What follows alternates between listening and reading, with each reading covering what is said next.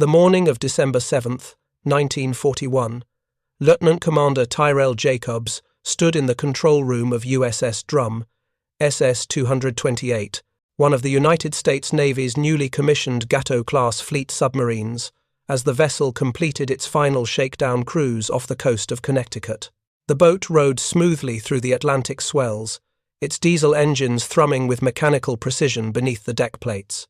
Jacobs ran his hand along the cool steel of the Torpedo data computer, a device that would help his crew calculate firing solutions against Japanese merchant vessels and warships in the coming months. He did not yet know that within hours, the Japanese carrier strike force would attack Pearl Harbor, plunging America into a war for which the submarine force believed itself reasonably prepared. He did not know that Japanese naval intelligence had severely and systematically underestimated the combat persistence his submarine class could maintain during extended war patrols. If you're enjoying this deep dive into the story, hit the subscribe button and let us know in the comments from where in the world you are watching from today. The Gato-Class submarines represented the United States Navy's first truly mass-produced fleet submarine design, optimized for the vast distances of Pacific Ocean warfare. Electric Boat Company in Groton, Connecticut, and other shipyards would eventually construct 77 vessels of this class between 1941 and 1943, each boat measuring 311 feet in length, with a beam of 27 feet and displacing approximately 1,500 tons surfaced, nearly 2,000 tons submerged. The design incorporated lessons learned from earlier submarine classes, particularly regarding habitability during extended patrols, surface speed for repositioning between patrol areas, and most critically, weapons capacity that would prove decisive in the submarine and campaign against Japanese maritime commerce. The torpedo rooms, both forward and aft, defined the Gato-Class submarine's reason for existence. The forward torpedo room contained 6 21-inch diameter torpedo tubes arranged in 2 rows, 3 tubes per row, with the upper tubes positioned slightly higher than the lower tubes to permit simultaneous loading and firing. The after torpedo room contained 4 additional 21-inch tubes arranged similarly. This gave each Gato-Class submarine 10 torpedo tubes total, a formidable armament by any standard. But tube count told only part of the story. The revolutionary aspect of the Gato-Class design, the feature that Japanese naval planners failed to adequately appreciate until American submarines began demonstrating it operationally, concerned not how many tubes the submarines carried, but rather how many reload torpedoes each vessel could store internally for extended combat operations, far from any support facilities. American submarine designers had confronted a fundamental challenge when developing the Gato-Class specifications during the late 1930s. Pacific Ocean distance between potential patrol areas and friendly bases would be enormous, often exceeding 5,000 miles. Submarines would need to transit thousands of miles to reach their assigned patrol zones, conduct offensive operations for weeks, then transit thousands of miles back to base for replenishment. The longer a submarine could remain on station conducting combat operations, the more effective it would be strategically. This meant maximizing weapons loadout within the constraints of the submarine's internal volume, weight distribution requirements, and the physical limitations of handling 21-inch torpedoes, weighing approximately 3,000 pounds each in the confined spaces of a submarine's interior. The solution American designers developed would fundamentally shape the Pacific submarine campaign's character and effectiveness. Each Gato-Class submarine could carry 24 Mark 14 or Mark 18 torpedoes. 14 reload torpedoes stored in the forward torpedo room beyond the 6 loaded in tubes, and 4 reload torpedoes in the after torpedo room beyond the 4 loaded in tubes. This weapons capacity exceeded that of German Type 7 U-boats, which typically carried 14 torpedoes total, and Japanese fleet submarines of comparable displacement, which generally carried 17 to 20 torpedoes, depending on specific class and configuration. The Imperial Japanese Navy had developed its submarine doctrine around fundamentally different operational concepts and strategic priorities compared to American submarine force thinking.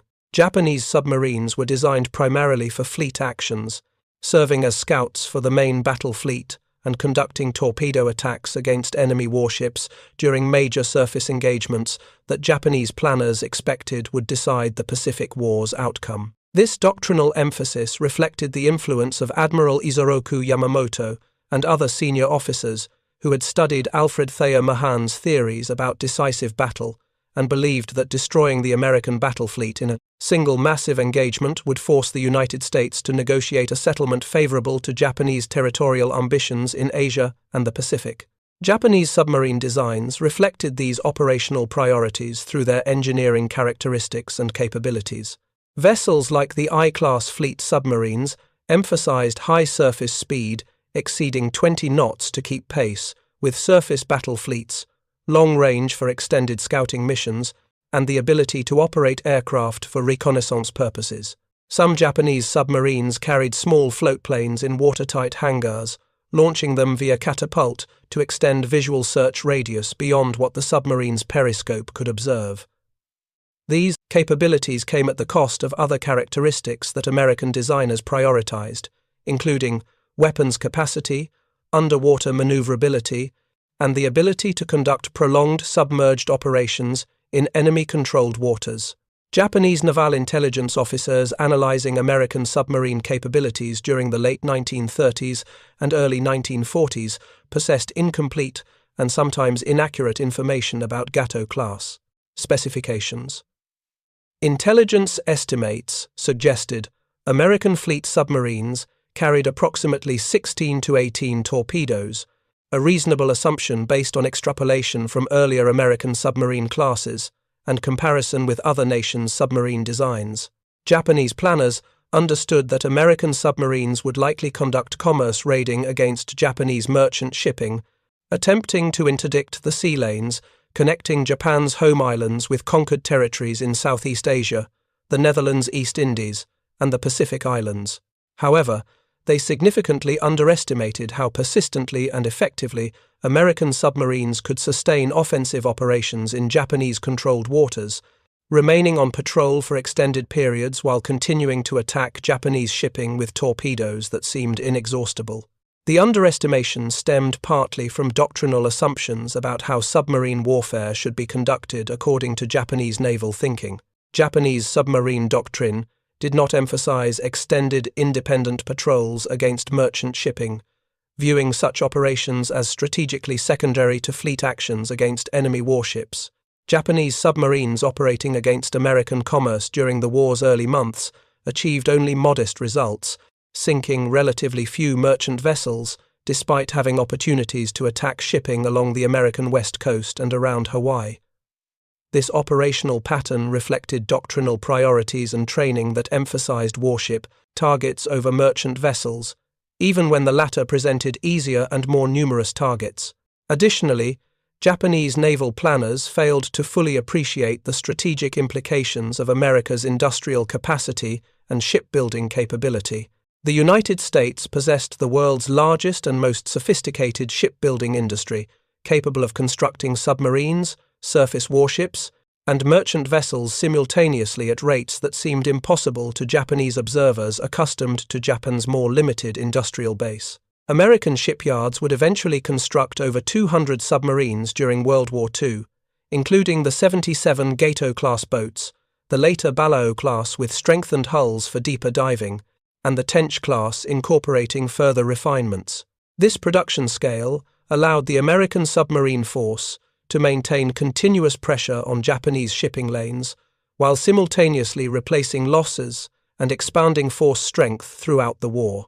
The Mark 14 torpedo, which equipped American submarines during the war's early years, measured 20 feet 6 inches in length, 21 inches in diameter, and weighed 3,250 pounds, including its 663-pound Torpex high-explosive warhead. The weapon used a steam turbine propulsion system powered by compressed air and alcohol fuel, generating approximately 27,000 shaft horsepower to drive the torpedo through water at approximately 46 knots for a maximum range of 4,500 yards, or at lower speeds for extended range exceeding 9,000 yards at 31 knots. The torpedo's sophisticated gyroscope system allowed it to be fired at angles relative to the target's bearing, with the gyroscope automatically adjusting the torpedo's course after leaving the tube to intercept the target at the calculated point. Storing 24 of these massive weapons inside a submarine's pressure hull required careful engineering and meticulous attention to weight distribution, structural reinforcement, and crew safety. The forward torpedo room, located in the submarine's bow, served simultaneously as weapons storage, torpedo launching station, and sleeping quarters for approximately 20 crew members who lived among the reload torpedoes, stored in racks along the compartment sides and overhead. Torpedomen slept in bunks mounted between and above the torpedoes, their rest interrupted regularly by the need to reload tubes after firing. The compartment smelled of oil, metal, and the close quarters inhabited by men who showered infrequently during war patrols lasting 2 months or longer. Loading a torpedo into a tube required coordinated effort by the torpedo room crew working in confined space with limited room for error. The 3,000-pound torpedo had to be carefully extracted from its storage rack using a chain hoist system, aligned precisely with the tube's breech door, and pushed into the tube using mechanical assistance and careful manual guidance. The process demanded physical strength, technical skill, and courage, particularly when conducted during combat with the submarine maneuvering violently and depth charges exploding nearby, sending shock waves through the hull that could cause improperly secured torpedoes to shift dangerously. The after torpedo room, located in the submarine's stern, presented additional challenges due to its smaller size and the presence of the submarine's steering and diving plane controls nearby. The 4 tubes in this compartment provided tactical flexibility, allowing submarines to fire at targets astern during evasive maneuvers or to attack multiple targets simultaneously using both forward and after tubes. However, the after torpedo room's cramped quarters made torpedo handling even more difficult than in the forward room, and reload times typically exceeded those achieved forward. American submarine commanders quickly learned to maximize their 24 torpedo loadouts' combat effectiveness through careful tactical planning and aggressive patrol conduct. Unlike surface ships that could return to port for rearming relatively quickly, submarines on war patrol had only the torpedoes they carried when leaving base. Once these weapons were expended, the submarine's offensive capability ceased entirely, forcing return to base regardless of remaining patrol time or target opportunities. The ability to carry 24 torpedoes meant submarines could sustain offensive operations approximately 50% longer than if they carried only 16 torpedoes, translating directly into increased strategic effectiveness and higher Japanese shipping loss per patrol. The first American submarine war patrols into Japanese-controlled waters began within weeks of Pearl Harbor, as boats like USS Gudgeon, USS Plunger, and USS Pollack departed from Pearl Harbor and other bases to carry the war directly to Japan's maritime lifelines. These early patrols revealed both the Gato-Class submarines' capabilities and the severe deficiencies in American torpedo performance that would plague the submarine force throughout 1942 and into 1943. Commanders reported firing torpedoes at point-blank range against stationary or slow-moving targets, only to watch the weapons pass harmlessly beneath enemy hulls or strike targets without detonating. The Mark 14 torpedo suffered from multiple design flaws, including a magnetic exploder that detonated prematurely or failed to detonate at all, a contact exploder that failed when striking targets at perpendicular angles, and a tendency to run deeper than set depth, causing torpedoes to pass beneath targets. Despite these weapon deficiencies, American submarines began sinking Japanese merchant vessels at an increasing rate as commanders learned to work around torpedo problems through point-blank attacks, shallow depth settings, and pure persistence. Japanese merchant captains and naval escort commanders initially dismissed submarine attacks as isolated incidents of annoying but manageable threats to shipping that could be countered through standard anti-submarine measures including zigzagging, escorts, and routing adjustments. The systematic nature of American submarine operations, and particularly the combat persistence individual submarines, demonstrated through multiple attacks during single patrols, became apparent only gradually as Japanese shipping losses accumulated and patterns emerged from attack reports. Lieutenant Commander Howard Gilmore commanded USS Growler, SS-215, a Gato-Class submarine that departed Brisbane, Australia, on January 10, 1943, for its fourth war patrol in the South China Sea. Growler carried its full complement of 24 torpedoes, a load that weighed approximately 78,000 pounds and required careful distribution throughout the boat to maintain proper trim and diving characteristics. The submarine proceeded northward through dangerous waters, penetrating deep into areas Japanese planners considered relatively secure, approaching major shipping routes connecting Singapore, French Indochina, and the Philippines with Japan's home islands. On January 16th, Growler detected a convoy consisting of 3 cargo ships, escorted by 2 destroyers proceeding westward toward Singapore. Gilmore maneuvered into attack position, firing 4 torpedoes from the forward tubes at the largest merchantman, a 7,000-ton cargo vessel loaded with war materials. 2 torpedoes struck the target, breaking the ship's back and causing it to sink within minutes.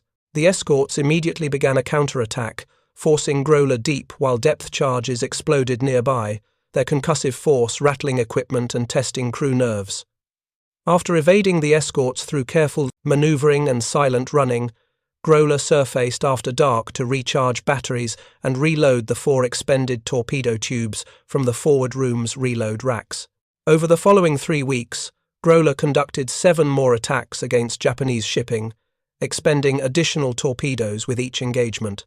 Gilmore demonstrated the tactical flexibility that 24 torpedoes provided, firing single torpedoes at smaller targets to conserve weapons, launching full spreads of 4 or 6 torpedoes at larger merchantmen or warships, and using aftertubes to attack targets during evasive maneuvers.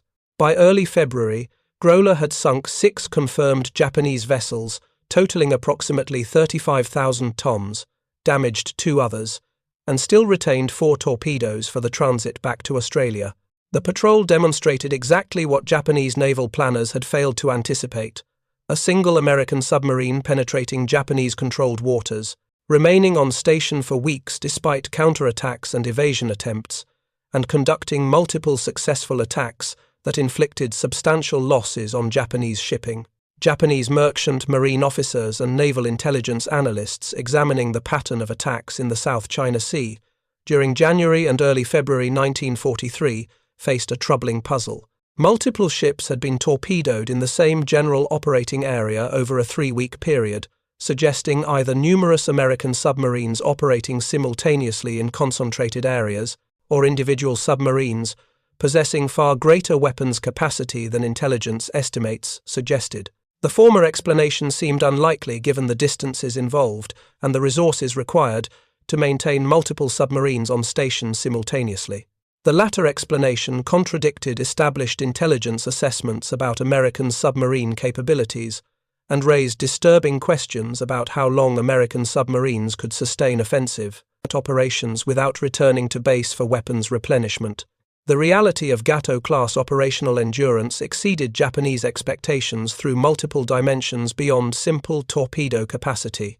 American submarines could remain at sea for approximately 75 days, limited primarily by food storage capacity rather than fuel or weapons.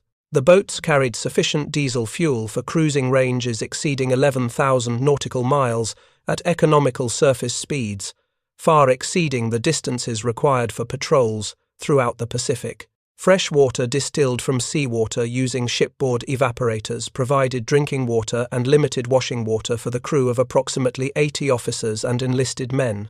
Food storage presented the primary limitation, as cramped submarine interiors offered limited refrigeration and dry storage space for provisions needed to feed 80 men for more than 2 months.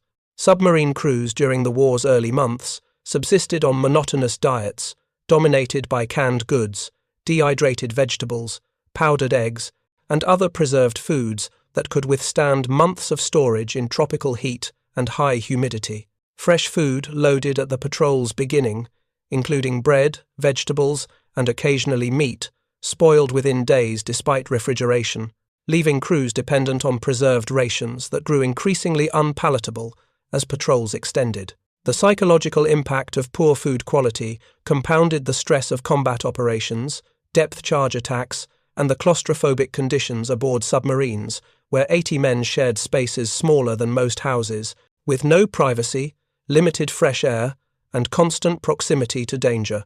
Torpedo reload procedures during war patrols required careful planning and physical effort under conditions that ranged from merely difficult to genuinely dangerous. After firing torpedoes during an attack, the submarine would typically evade, counterattacking escorts, surface after dark when visual detection risk decreased, and begin the laborious process of reloading empty tubes from the reload racks. The forward torpedo room crew would extract a 3,000-pound torpedo from its storage position using the overhead chain hoist, carefully aligning the weapon with the empty tube while the submarine rolled gently in the surface swell. The torpedo would be pushed into the tube using a combination of mechanical assistance and manual effort. The breech door closed and secured, and the tube flooded in preparation for the next attack. This process repeated for each expended tube, with experienced crews requiring approximately 30 minutes per torpedo under ideal conditions. Combat conditions, darkness, rough seas, or mechanical difficulties could extend reload times significantly. Throughout the reload evolution, the submarine remained vulnerable on the surface, unable to dive quickly with torpedo loading in progress, and the forward or after hatches open to provide ventilation and emergency egress for the torpedo room crews. The risk calculation balanced tactical necessity against vulnerability, gambling that radar watch and lookouts would provide sufficient warning of approaching threats to secure the torpedo loading operation and dive before enemy forces closed to attack range. Japanese naval force gradually recognized the persistent threat American submarines posed to maritime commerce as shipping loss accumulated throughout 1942 and into 1943. Monthly sinkings increased steadily despite Japanese implementation of convoy systems, routing adjustments, and dedicated anti-submarine patrols. Analysis of attack patterns revealed that American submarines were conducting multiple attacks during individual patrols, remaining in Japanese-controlled waters for weeks, and demonstrating weapons capacity that significantly exceeded initial intelligence estimates. Some, Japanese, merchant captains reported being attacked by submarines that had already sunk other vessels in the area days or weeks earlier, suggesting individual boats carried sufficient torpedoes to conduct extended offensive campaigns rather than isolated attacks. If you find this story engaging, please take a moment to subscribe and enable notifications. It helps us continue producing in-depth content like this. The strategic implications became increasingly clear to Japanese naval planners as American submarine operations intensified. Japan's war economy depended absolutely on maritime commerce, connecting the resource-rich conquered territories in Southeast Asia and the Netherlands East Indies, with industrial centers in Japan's home islands. Oil from the East Indies, rice from Southeast Asia, minerals from throughout the co-prosperity sphere, and manufactured goods from Japan traveled aboard merchant vessels along sea lanes that stretched thousands of miles through waters American submarines now patrolled with devastating effectiveness. Each merchantman sunk represented not only lost cargo and crew, but also diminished capacity to sustain military operations, supply forward bases, and maintain the civilian economy supporting the war effort. Commander Dudley Morton assumed command of USS Wahoo, SS-238, in August 1942 and transformed the submarine through aggressive leadership and tactical innovations that maximized the boat's 24 torpedo capacity. Morton developed a partnership with Executive Officer Richard O'Kane, who served as assistant approach officer and coordinated attacks with unprecedented precision. Together, they pioneered tactics that emphasized aggressive surface attacks when conditions permitted, rapid-fire torpedo spreads that overwhelmed target evasion attempts, and relentless pursuit of convoy targets that conventional submarine doctrine might have avoided as too dangerous or well-defended. Wahoo's Third War Patrol, under Morton's command, conducted in January 1943 in the waters around New Guinea, demonstrated the devastating effectiveness of aggressive tactics combined with maximum weapons loadout. The patrol began with relatively routine encounters against small cargo vessels and fishing boats. Then, on January 24th, Wahoo detected a large Japanese convoy consisting of 2 troop transports escorted by destroyers, proceeding toward New Guinea with reinforcements for Japanese garrison forces fighting against Allied advances. Morton decided to attack despite the heavy escort, maneuvering Wahoo into position and firing a spread of torpedoes at the larger transport.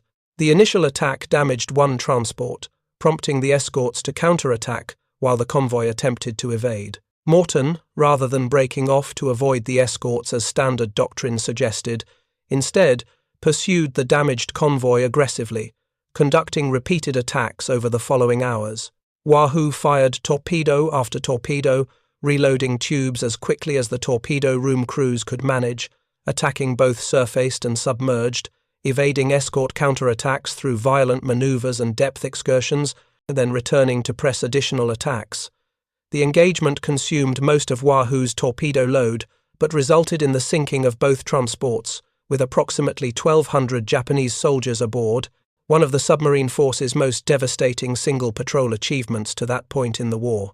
Japanese survivors rescued from the sunken transports reported their convoy had been attacked repeatedly by what they believed were multiple submarines, coordinating their attacks, unable to comprehend how a single submarine could sustain such prolonged offensive action while expending what seemed an inexhaustible supply of torpedoes. This misperception reflected the fundamental gap between Japanese expectations of submarine combat persistence and the operational reality that Gato-Class boats demonstrated through their superior weapons capacity and aggressive American submarine commanders' tactical employment. The psychological impact on Japanese merchant marine crews and naval personnel responsible for escort duties proved significant as submarine attacks intensified throughout 1943. Sailing through waters American submarines patrolled meant accepting substantial risk of attack, with limited confidence that escorts could provide adequate protection. Merchantmen travelled in convoy when possible, zigzagged constantly to complicate submarine attack solutions, maintained blacked-out conditions at night, and posted vigilant lookouts scanning for periscopes or surfaced submarines. Despite these precautions, American submarines continued sinking Japanese shipping at accelerating rates, demonstrating combat persistence that seemed impossible to counter effectively, given the vast ocean areas requiring protection and the limited anti-submarine forces Japan could allocate to escort duties. The cumulative effect of American submarine operations against Japanese merchant shipping reached devastating proportions by 1944, and improved torpedoes finally resolved the Mark 14's chronic deficiencies, and American submarine numbers increased through continuous construction programs. Japanese merchant marine loss accelerated dramatically, with hundreds of thousands of tons of shipping sunk monthly by submarines that operated with near impunity throughout waters Japan had considered relatively secure earlier in the war. The Gato-Class submarines, with their 24 torpedo capacity and extended patrol endurance, formed the backbone of this submarine offensive that systematically strangled Japan's maritime commerce and severed the economic connections between resource areas and industrial centers. Statistical analysis of Japanese shipping loss reveals the submarine campaign's strategic impact with stark clarity. Entered the war with approximately 6 million tons of merchant shipping, a fleet barely adequate for peacetime commerce requirements and grossly insufficient for simultaneously supporting military operations across the vast Pacific theater while maintaining civilian economy. American submarines sank approximately 5 million tons of Japanese merchant shipping during the war, approximately 85% of Japan's total merchant marine loss from all causes. This catastrophic attrition destroyed Japan's ability to transport oil from the East Indies, rice from Southeast Asia, and raw materials from throughout the co-prosperity sphere, creating shortages that crippled both military operations and civilian industries by war's end. The Gato-Class submarine's 24 torpedo capacity contributed directly to these losses by enabling prolonged patrols during which individual submarines could attack multiple targets before exhausting their weapons and returning to base. Patrol reports from successful commanders like Richard O'Kane, who later commanded USS Tang, Eugene Fluckey aboard USS Barb, and Samuel Dealey commanding USS Harder, document patrols, during which these boats expended their entire torpedo loads against Japanese shipping, sinking multiple vessels during single patrols, and achieving tonnage totals that individually exceeded the capacity of the ships they destroyed. The weapons capacity Japanese intelligence had underestimated proved strategically decisive when multiplied across hundreds of war patrols conducted by dozens of submarines operating simultaneously throughout the Pacific. Japanese attempts to counter the submarine threat through convoy systems, routing changes, and dedicated anti-submarine forces achieved only limited success against opponents who possessed superior equipment, better training, and operational advantages, including excellent intelligence derived from breaking Japanese naval codes. American submarines often received detailed information about Japanese convoy routes, schedules, and composition, allowing them to position themselves optimally for attacks rather than relying on random patrol encounters.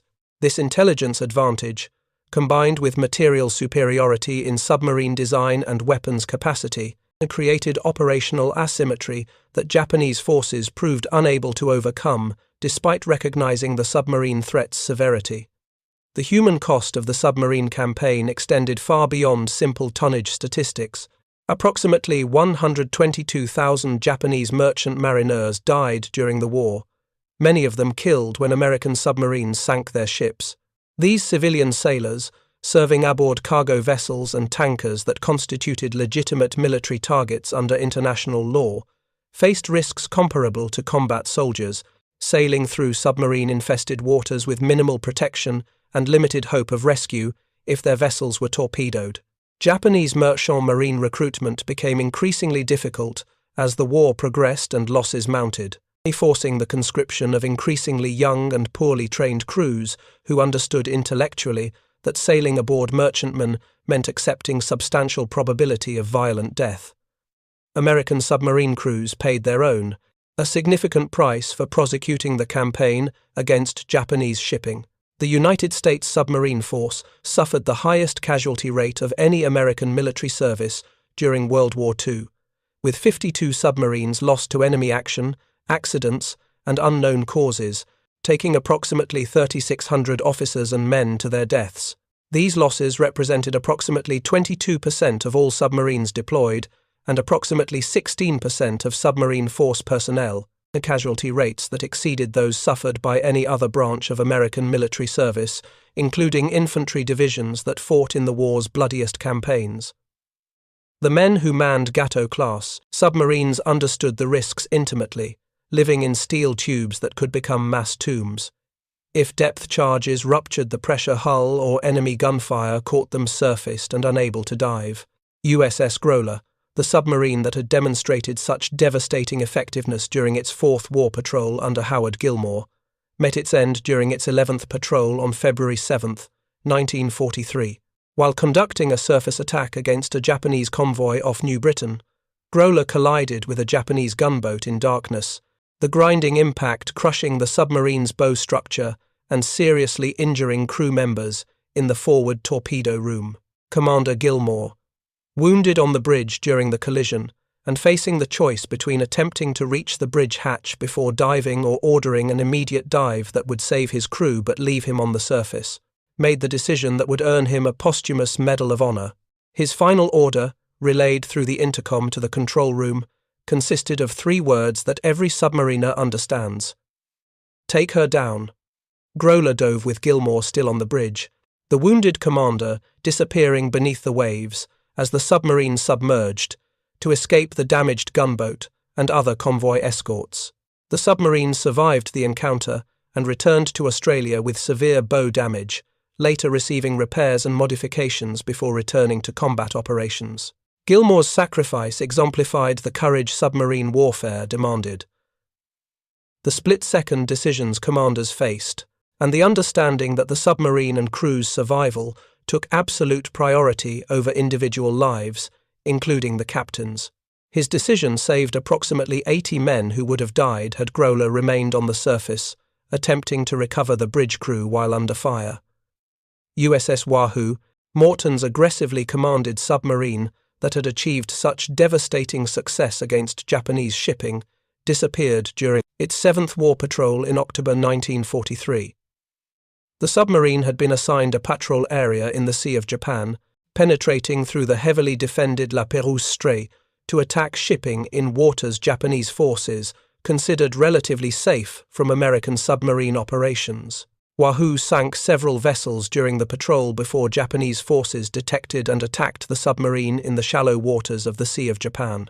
The exact circumstances of Wahoo's loss remained unclear until Japanese records examined after the war revealed that anti-submarine aircraft had attacked and sunk an American submarine in Wahoo's operating area on October 11th, 1943, killing Morton and the entire 80-man crew.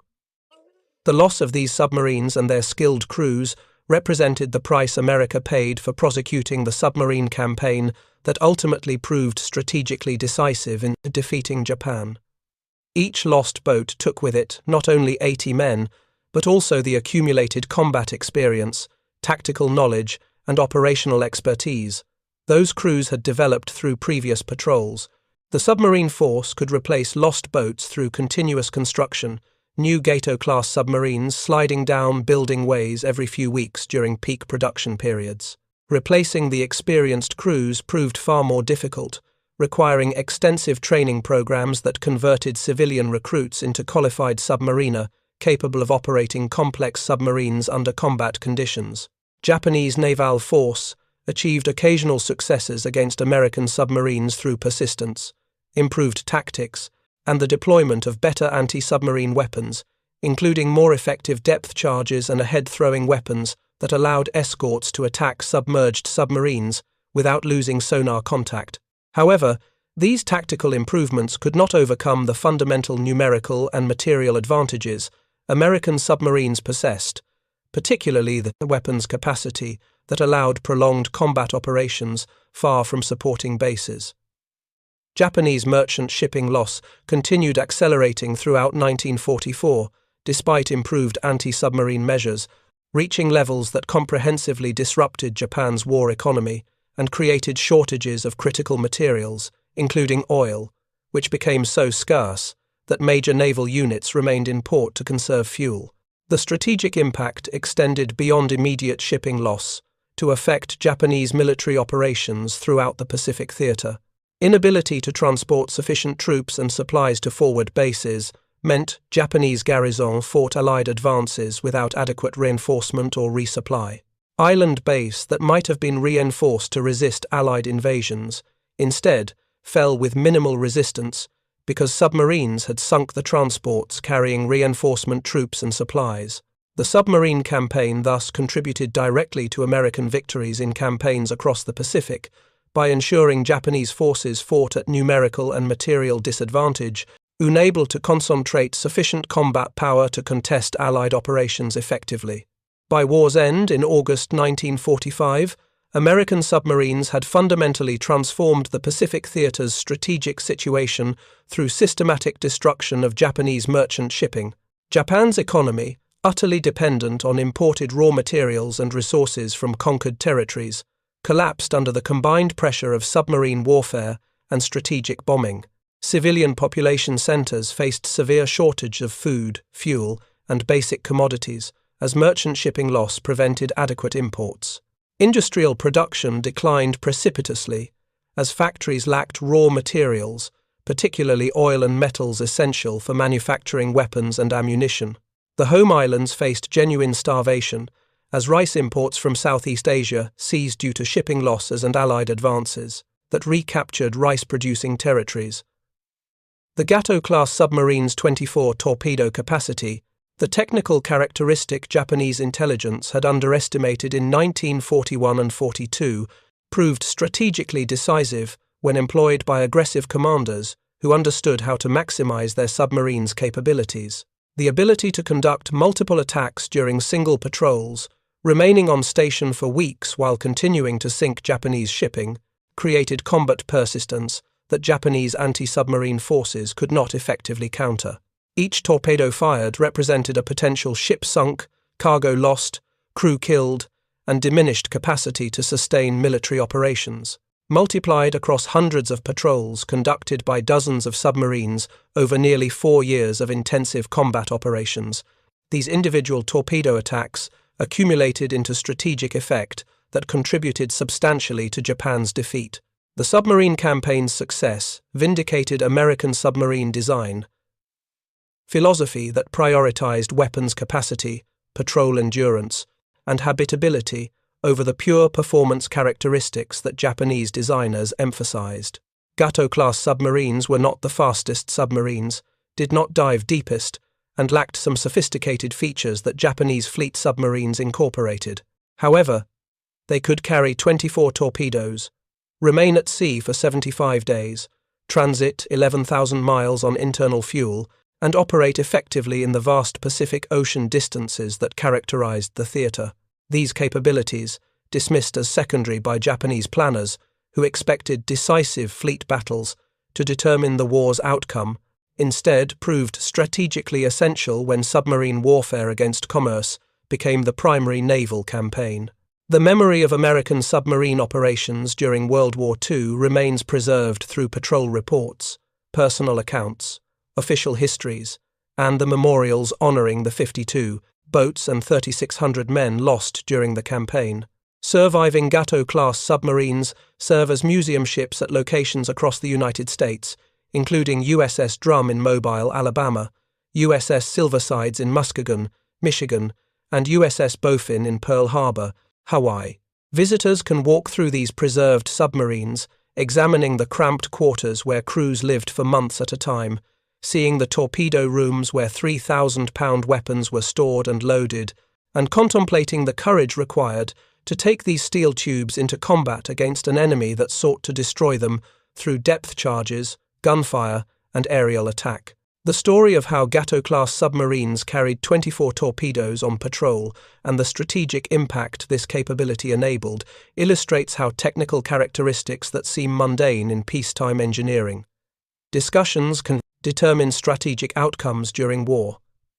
Japanese naval planners who underestimated American submarine weapons capacity in 1941 made an assessment error that contributed directly to Japan's defeat, as those additional torpedoes translated into additional ships sunk, additional resources lost, and additional damage inflicted on an economy that could not sustain the losses submarine warfare imposed. The submarines that departed American bases carrying those 24 torpedoes returned having expended them against Japanese shipping, patrol after patrol, year after year, until Japanese merchant marine effectively ceased to exist as functioning organization capable of sustaining Japan's war effort or civilian economy. Thank you for watching. For more detailed historical breakdowns, check out the other videos on your screen now, and don't forget to subscribe.